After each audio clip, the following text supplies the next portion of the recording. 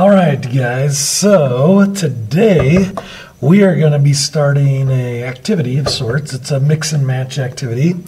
We're going to be looking at some graphs that are measured in time and distance. So the time is going to be represented by like the x-axis, so it's going to be what's happening from left to right. So the further we go to the right, the more time will have passed.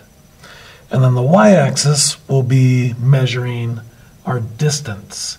So how far away we are from our start is how far away we are from where we started.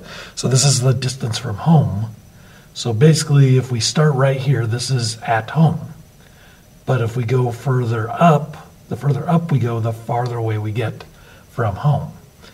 So we're going to be, we have a bunch of graphs that are measured in time and distance.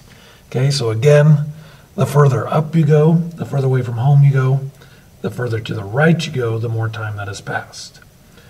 So if it's curving like this, that means you are slowly decelerating, right? You started off quicker and then you're slowly decelerating. With these quick jots, those are like, this is like the same speed, but they're changing direction, like where you're going. Here they're going away from home, here they're going towards home. Here they're getting away from home, okay? Here you're slowly walking, and then this flat line basically means you're standing still, right? Because if you are flat, that means that you're not going further away from home and you're not going towards home, so you're standing still for a certain amount of time. And then this is a little bit steeper, which means he's going a little bit quicker away from home. These are the kind of graphs that usually confuse students the most, because this is, again, slowly going away from home and then standing still and then quickly going back home. Is basically what that means. A lot of students kind of think of that as like going up a hill and going down. No, that's not what it means. This means you are going somewhere, stopping, standing still, then going back home is what that means. Okay. So what the activity is you're going to have a bunch of these graphs, and then you're going to be given a bunch of stories. Like, Tom ran from his home to the bus stop and waited, realized that he had missed the bus, so he walked home. Like, that's an example of a story, right? So you're going to be given these stories and try to match them up with a graph that would represent that story, right? And then you're going to be given a table of values, and you're going to try to match that up. So like this table, at 0, he's at home. His distance is 0. At 1, he's at 40, so he went 40 something away, 40 feet, 40 yards away from home. And then he waited at 40 for a while, so he stayed in the same place. And then he slowly went back home. Okay, so those are basically what we're going to be doing. So you're going to get like a paper, or if you're at home, get your own paper or something, print this out, and you're going to glue all these graphs on here. Like, this is a completed one, so, but I have it all covered up except for the graphs. Okay, and then you're just going to match them with the appropriate story. So for example, graph G here. We have somebody that goes quickly away from his home, stays in one place, then slowly goes back home. Okay, so if we were to see what story matched it, let's see what story I had that matched with this. So it's the one that I just read, right? Tom ran from his home to the bus stop and waited. He realized that he had missed the bus, and so he walked home.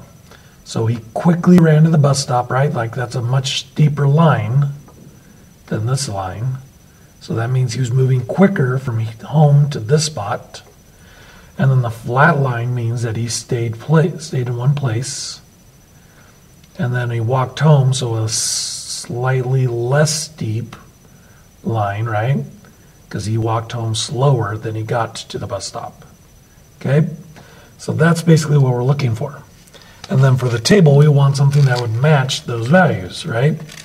So if we look at the table that it matches with, it's the one table I already went over with you, right? So 0, 0, he's at home. At 1 minute, he's at 40. So he already made it to the bus stop. He's at 40. And then he waits at the bus stop for a while, right? So he stays at that 40 yards away or whatever it is. Doesn't say what measurement it's in, but it's 40 something. And then from 3 to 4, he went back towards his home 20 yards or whatever.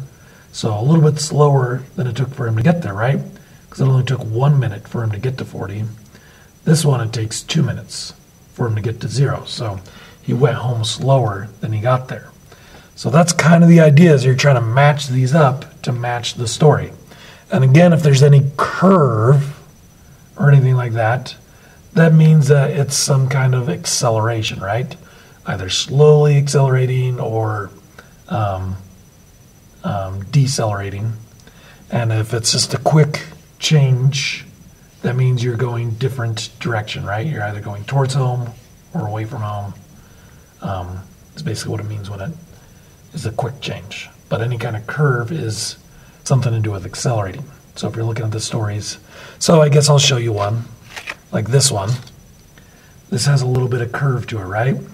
So this one matches with this story where Tom skateboarded from his house, gradually building up speed. So he's gradually getting quicker, right? Slowly building up speed. Then he slowed down to avoid some rough ground, so he slowly decelerated, but then speeded up again, so then curved back up. Okay, so anytime it curves, it's talking about accelerating. So you got to look for stories that mention accelerating. Okay, most of you guys will be in class, but if you guys have any questions that are at home or whatever, let us know. We're here to help, and we want to help, and we'll see you out there.